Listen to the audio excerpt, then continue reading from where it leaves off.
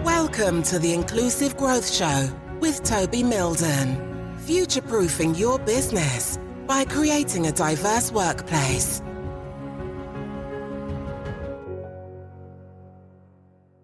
Hey there, thank you ever so much for tuning into this episode of the Inclusive Growth Podcast. I'm Toby Mildon, and today I'm joined by Emma Underwood. And I met Emma a few weeks ago at a conference that we were both presenting at or facilitating, and Emma gave a phenomenal opening keynote speech at the conference. So I kind of tapped her on the shoulder at the conference saying, I would love to get you along to the podcast because I think her message has to be heard by a wider audience beyond this conference that was in Manchester in the UK. So it's great that Emma is able to join us today. So Emma, thanks ever so much for joining us. It's lovely to see you. Thank you so much for having me, Toby. It was really great to meet you at the conference. You also gave an excellent speech, and hello to everyone listening today.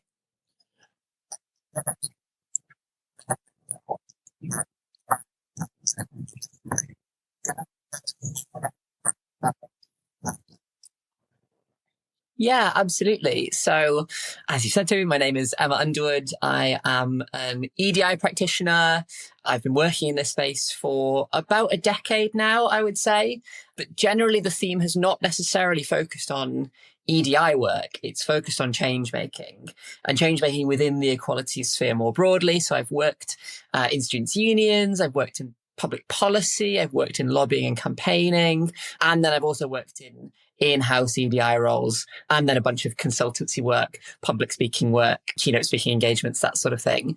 So I've been around the block for a while now, but yeah, excited to be moving the career into lots of different spaces, lots of exciting ways. Excellent. So when I heard your speech, there was a key word that really jumped out at me. You described the current state of EDI as facing a global earthquake. Mm-hmm. What do you see as the biggest threat to progress right now? Why did you describe it as a global earthquake? So for me, the biggest threat as it stands has to be around the optics of EDI, the way that it's viewed, not just by ourselves as practitioners of EDI, but externally.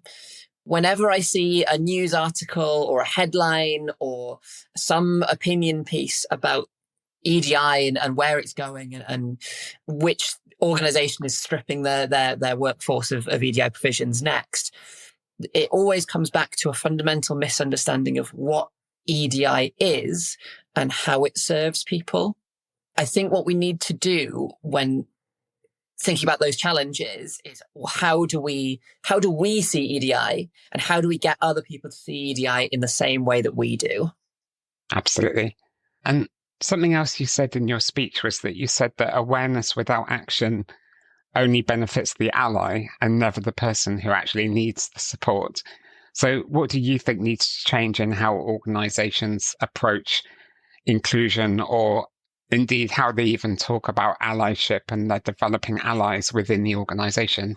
So I think this might be one of my more controversial points. Those who know me coming into conferences and engaging with speakers know that I don't really hold back on the way I see EDI and its purpose. And it sort of goes back a little bit to the question that we've just discussed. What is the purpose here? What is the purpose of the work that we do? And if our answer to that is to help allies to gain self-actualization, I think we're coming at it from completely the wrong angle. The thing that we should be focusing on at every step of the way is ensuring that there are better outcomes for marginalized communities by righting historical injustices. That has to be our answer, surely. So when I talk about awareness only ever benefiting allies, I don't necessarily say that as a bad thing, because self-actualization and self-development is a good thing for anyone. I do it all the time, right? I like to think of myself as an ally for lots of marginalized communities. But if I'm just aware of things, if I'm just understanding the historical precedent or the ongoing situations, but do absolutely nothing to help those individuals and those communities, if I sit by and do my reading and listen to speakers, but then don't act on any of it when I'm called on, then I'm never benefiting anyone. I'm only ever giving myself talking points at a dinner table. And that doesn't seem right to me.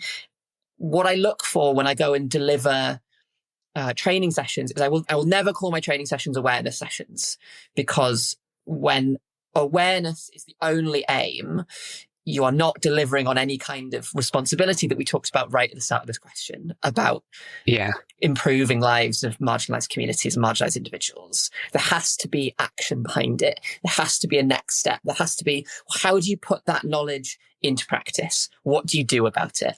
Yes, I agree with you. I'm not sure it is controversial, Emma, to be honest, because I think we're on the same page. I feel the same way whenever I've developed or delivered workshops myself. Sometimes when I'm particularly in a bad mood, like afterwards, I feel like, have I just delivered something that's entertaining for a bunch of people? Like, is it actually making a difference? Are people going to leave that training session and going to take real tangible steps to create a better work environment for people, particularly those people who are often overlooked or undermined because of those systemic injustices that we've developed in our society. So yeah, I'm totally on the same page with you. And I think, the thing around allyship is that allyship is about being proactive, isn't it? It's not just about changing the logo on your website for instance, Pride Month. It's about actually sometimes putting your neck above the parapet and being prepared to stand up for what you feel is right and actually taking bold steps to try and level the playing field. Yeah.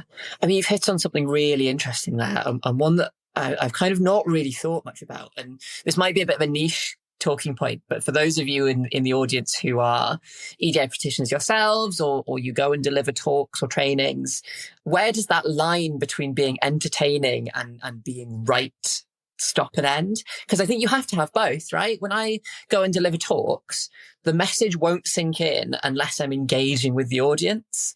I've got a bit of a drama background, a theatre background. So I used to do a lot of youth theatre work. And so a lot of that has translated over. And I remember an old colleague of mine, we're talking about training and about our approaches to it. And his thought process was, when you're delivering a training session, you're essentially on stage performing in front of an audience, trying to get them to buy into your message. And obviously the message has to be right and it has to be useful and deliverable, but it also has to be digestible and it has to stick in their brains. And that's where that kind of entertainment factor comes in sometimes. Definitely. It is a skill that we need as influencers to be able to get the message across. So yeah, you do need to draw on those skills that you've got from your drama days to really engage audiences. There was a really other important point that you made in your speech at the conference, looking around kind of lived experiences and competence. A lot of people start working in the EDI sector because they've got some sort of personal lived experience of a particular characteristic or identity. They might feel particularly passionate around EDI, but actually they don't necessarily have the skills needed to really drive change that's needed within organizations. So we think about just skills around change management, project management, commercial skills, mindset, that kind of thing. So to your mind, what would you say a more professional EDI sector looks like? Because at the moment, there's no real accreditation to becoming an EDI specialist, is there? There's not like a degree that you take or a technical certification or anything like that.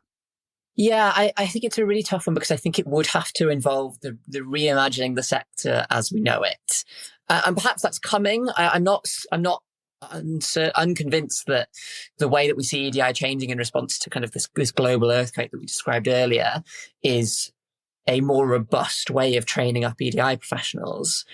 So when I talk about lived experience in a lot of my talks and at the conference that we were at, I talk about it as a really useful driver an inciting moment for a lot of people, as you said, is their own lived experience. And that can drive them towards pursuing a career in EDI. And everybody has to start somewhere.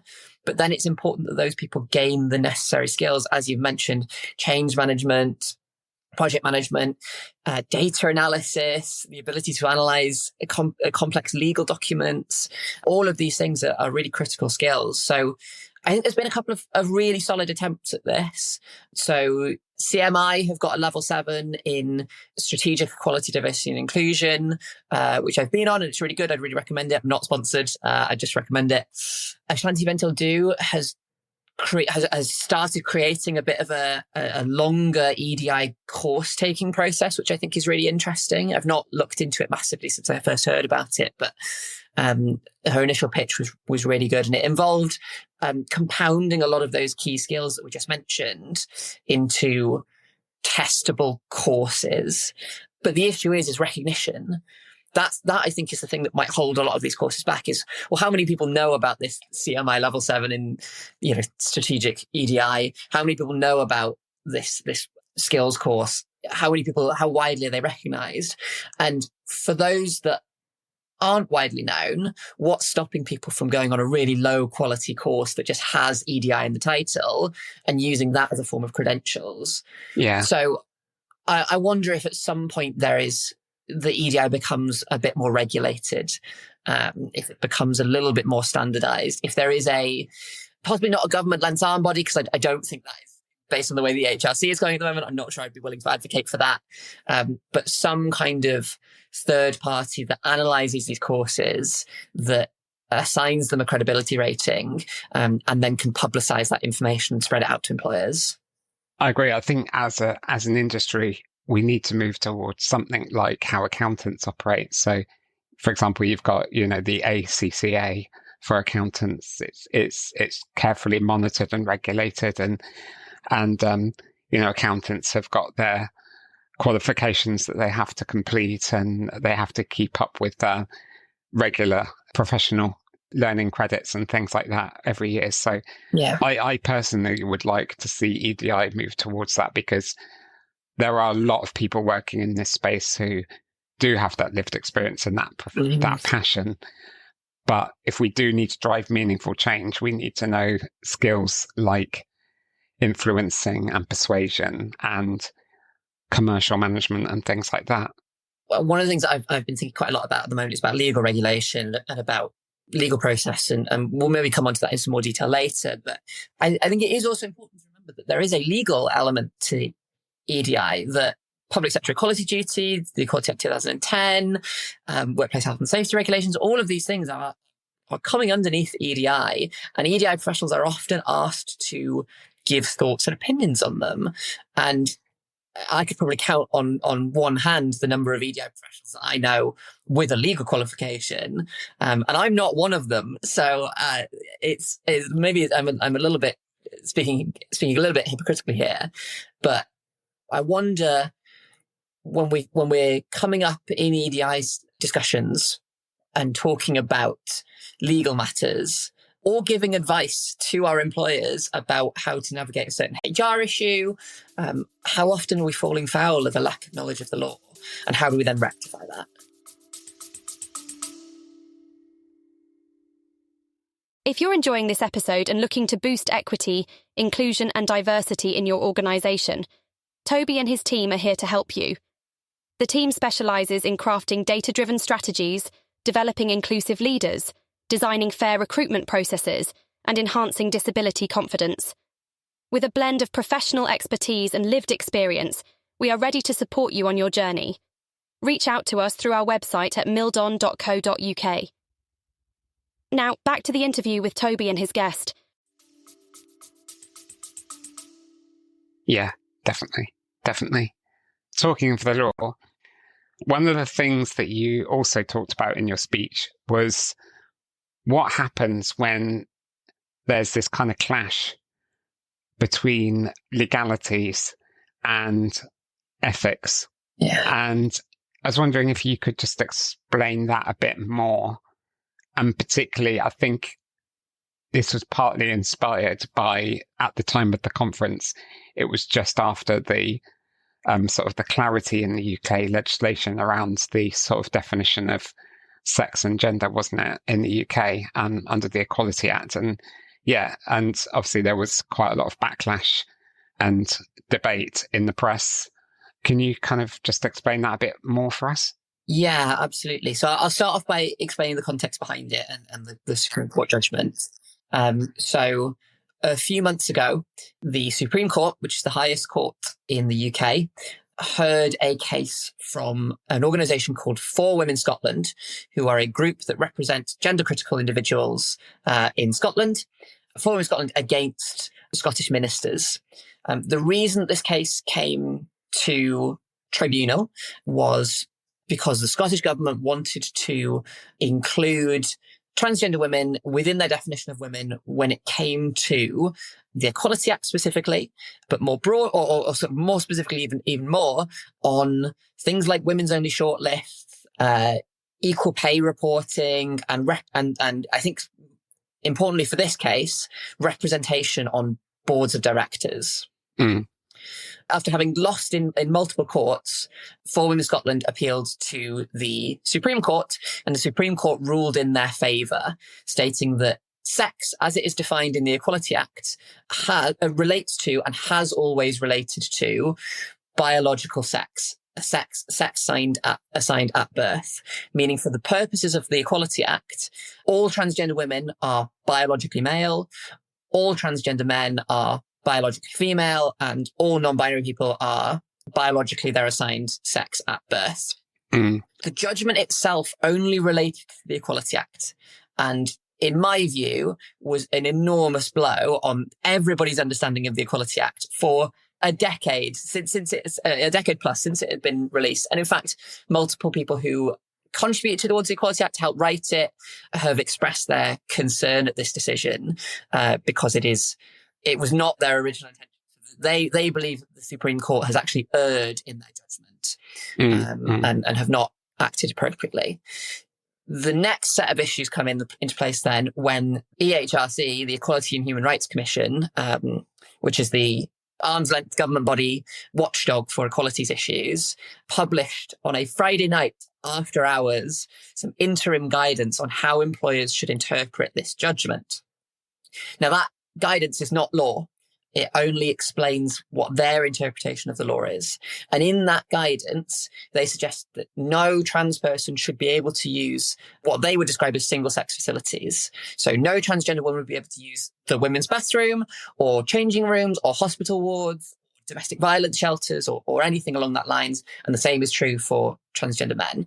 They also clarified that if a person could cause reasonable distress because they presented as and appeared as their chosen or acquired gender, they could also be excluded from the services attributed to their sex at birth. Mm. So for a transgender man, for instance, who quote unquote passes as a man, could be barred from both the men's bathroom and the women's bathroom, leaving a huge question mark over, well, where do they now use the bathroom?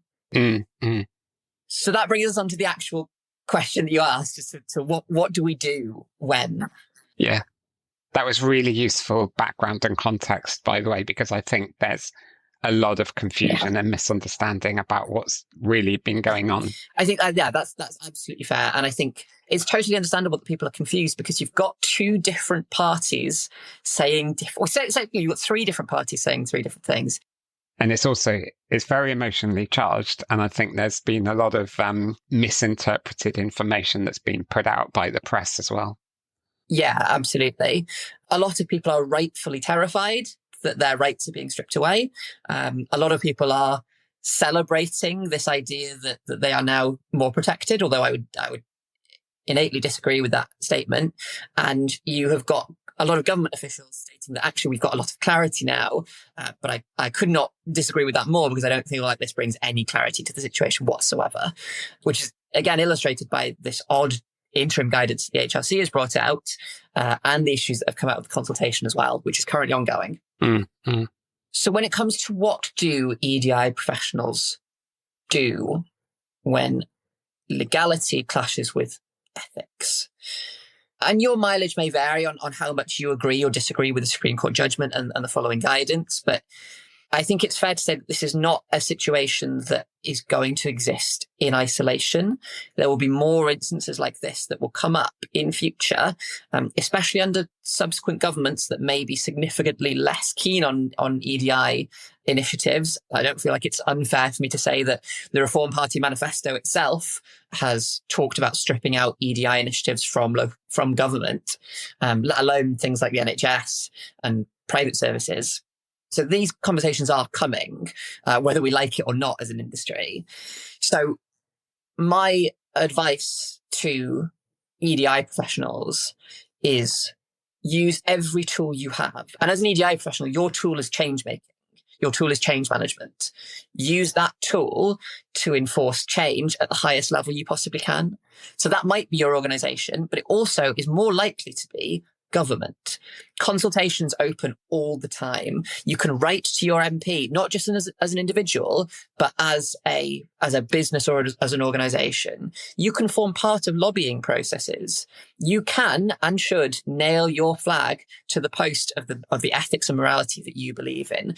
We've seen lots of organizations do this. We saw Lush take an enormously pro-trans stance in the wake of the Supreme Court judgment. They are perfectly within their rights to do that. They're a private business. We've seen politicians do the same. We've seen business leaders do the same. People absolutely committing to their values of EDI in whatever way they can. So when legality clashes with ethics, make it so that they don't have to clash.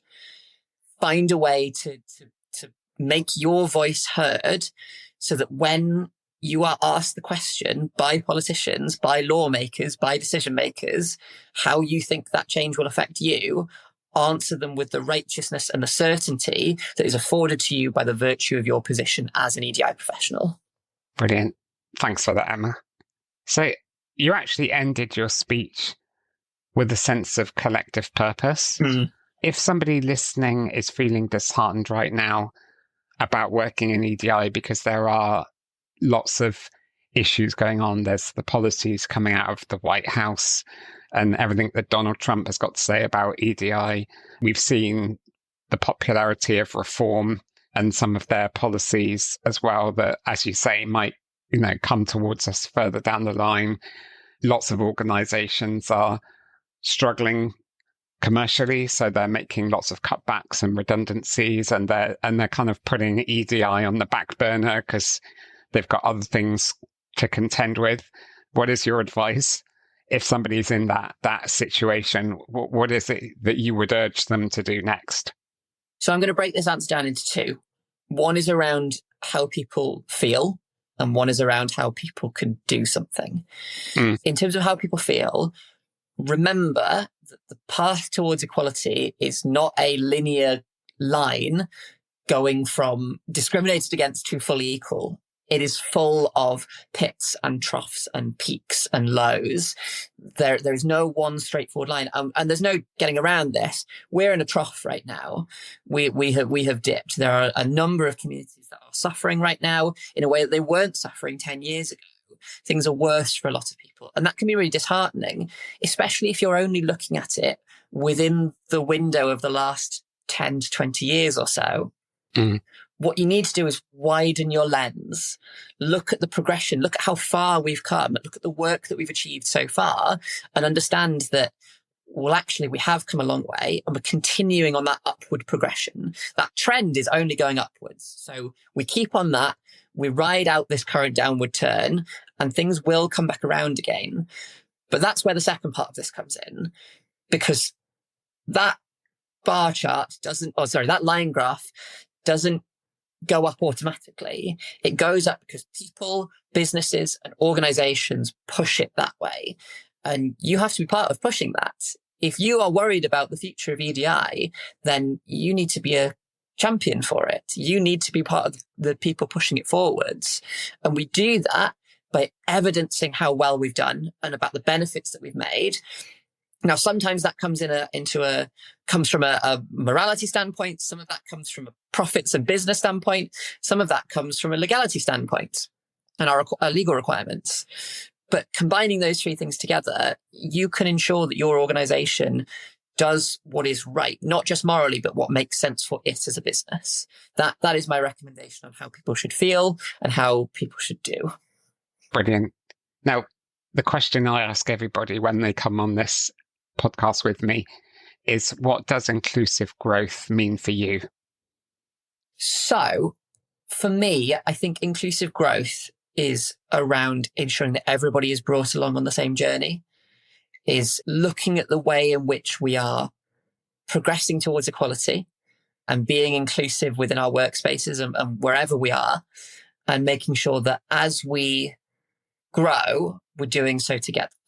People come to EDI from all different backgrounds, all different walks of life. When I go and do a training, and Toby, I'm sure you'll feel the same when you go and do a training, there's as many different understandings of EDI as there are people in the room. So when we're growing and when we're encouraging other people to grow, we have to understand that people are coming from different areas and people are coming with different thoughts and different opinions. And that's a good thing, that we can bring people along with us by tailoring the way that we grow, and that we are delivering messaging that accounts for all of those different backgrounds and ideas.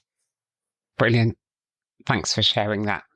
And finally, if the person listening to us right now would like to follow your work, look at the content that you create, maybe have a conversation with you offline about anything you've talked about today, what's the best way of doing that? Yeah, absolutely. So, hi, person listening. If you would like to get in touch with me, go via my LinkedIn, which is just Emma Underwood. It should be reasonably easy to find. Or you can email me at emmaunderwood517@gmail.com. I'd be more than happy to connect for any of your EDI needs. Brilliant. Well, Emma, thanks ever so much for joining me today. It's been lovely to catch up with you after the conference and just dive a bit deeper into the fantastic speech that you gave, which was just, for me, it was just really moving and just gave me so much food for thought. So thanks for that. No, thank you so much for having me. It's been, likewise, it's been really lovely catching up with you as well, and really lovely to get to discuss some of the finer points of EDI that we don't often get to discuss if it's quite an insular place that we work in. Absolutely. Thanks, Emma. Thank you. And thank you for tuning into this episode with Emma and myself. Hopefully you've taken away some real inspiration from what Emma has had to say. She certainly inspired me when she gave the speech at the conference that we were both part of.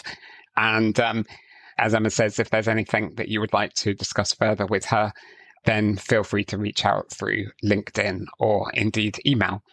And until next time, I look forward to seeing you on this podcast when the next episode will be coming out very soon. Until then, take care. Bye-bye.